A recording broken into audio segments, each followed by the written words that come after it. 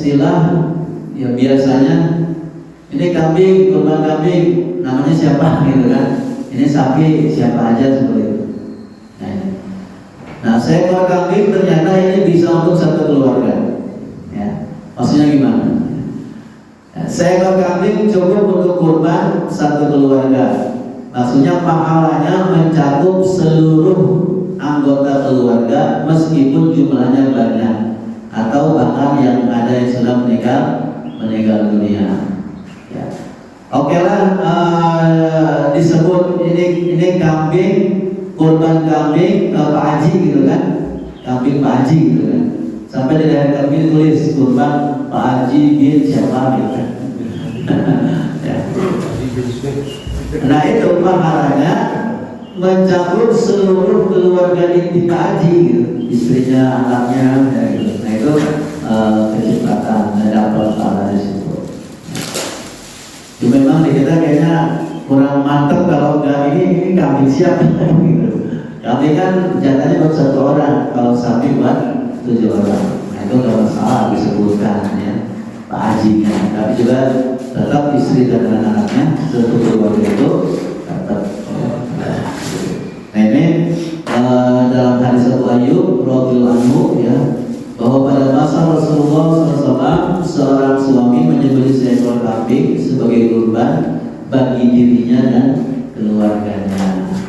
Ini juga dibolehkan ya, maksudnya tetap namanya nama suami di sana, tapi juga mencakup seluruh anggota keluarganya, terutama bagi yang memang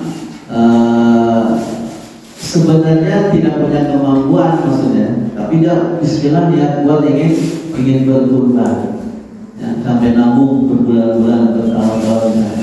Nah itu insya Allah keluarga intinya juga dapat pahala kurban. Maka ya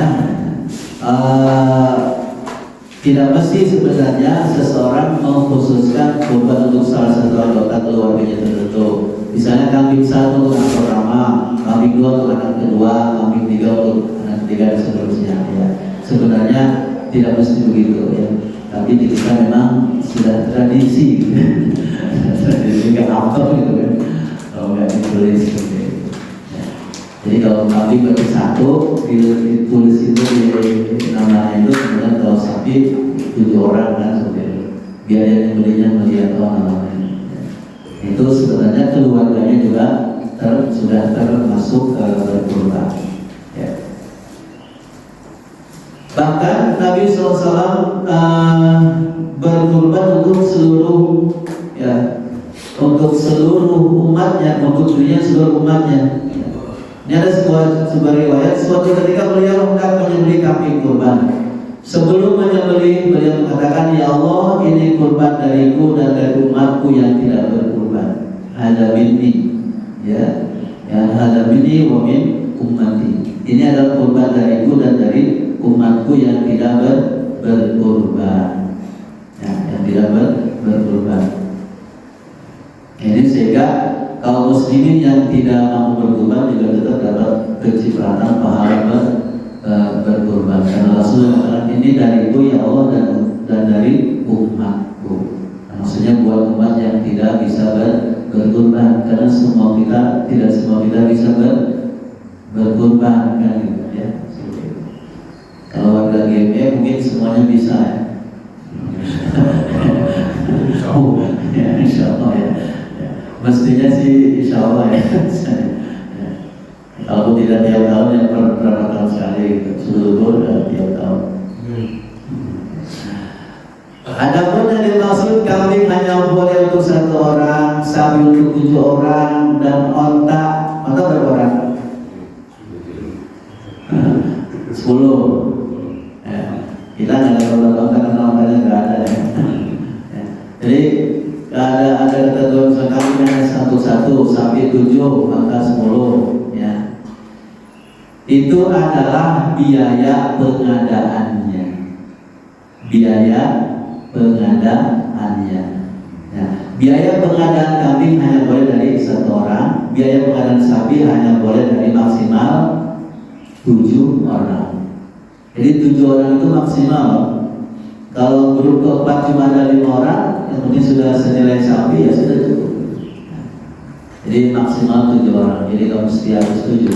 Kalau baru 1 orang 20 juta langsung ya nggak apa-apa, juga habis. Jadi yang dimaksud itu biaya pengadaannya. Ya, nih saya uang 4 juta kasih ke panitia, kambing gitu kan, itu uang saya sendiri, bukan patungan gitu kan, bukan. Ya. Itu yang dimaksud itu pengadaannya. Sedangkan pahalanya, insya Allah semua keluarga kita juga telah kebahagiaan, walaupun namanya nggak ditulis di situ. Oke. Namun seandainya ada orang yang hendak membantu sahibul kurban yang kekurangan biaya untuk membeli hewan, maka diperbolehkan dan tidak mempengaruhi status kurbannya. Dan status bantuan di sini adalah hadiah bagi sahibul kurban. Jadi sahibul kurban itu orang yang berkurban nih. Harga kambing 3,5 juta misalnya, dia baru punya 3 juta, baru punya 3 juta. Bilang temannya, saya pengen makan kurban, seumur makan kurban, tapi umumnya cuma ada 3 juta. Pas nyari ke pasar kambing, minimal 3,5 juta harganya kambing. 3,5 ribu, temannya udah deh 500 ribu. Ya, gitu. Jadi membantu, di saya tambahin 500 ribu. Tapi yang 500 ribu itu niatnya apa? Sodako, hadiah. Ini hadiah dari saya 500 ribu. Nanti dia punya uang 3,5 kan berarti pas dibeliin buat kurban. Ini diperbolehkan. Ya. Jadi mungkin patungan tadi ya, misalnya murid patungan gitu kan, 30 murid patungan masing-masing 1 juta lebih, terkumpul 4 juta. Kasihkan ke gurunya, Pak Guru ini 4 juta hadiah dari kami. Kata Pak Guru, oh alhamdulillah kebetulan dengan kurban, langsung dibeliin hewan kurban. Nah, gitu. Jadi kalau murid-muridnya namanya hadiah, nah gurunya namanya berkurban. Nah itu dibolehkan, ya dibolehkan. Baik. Kemudian ketentuan untuk sapi dan unta, ya. Seekor sapi dijadikan kurban untuk 7 orang, sedangkan unta untuk 10 orang, ya. Nah dalam masalah pahala, ketentuan kurban sapi sama dengan kurban kambing, artinya urunan 7 orang untuk kurban seekor sapi pahalanya mencakup seluruh anggota keluarga dari 7 orang ikut urunan tersebut. Jadi tetap kayak kambing, ya, jadi pahalanya buat keluarga. Yang sapi juga sama, ya. Yang 7 orang itu masing-masing keluarganya pahalanya dapat seperti itu.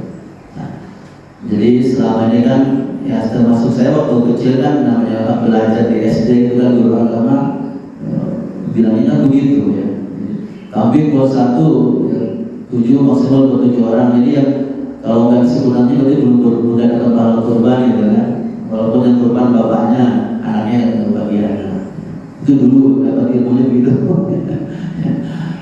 Setelah belajar lagi jadi santri dan sebagainya, ketemu hadis-hadisnya ternyata tidak seperti itu ya. Jadi bapak-bapak 7 orang sini korban sapi gitu kan, maka insya Allah berarti semua keluarga, masing-masing keluarga 7 orang itu sudah dapat pahala berkurban, walaupun namanya tidak ditulis di situ di 7 orang itu, ditulis cuma bapaknya doang atau cuma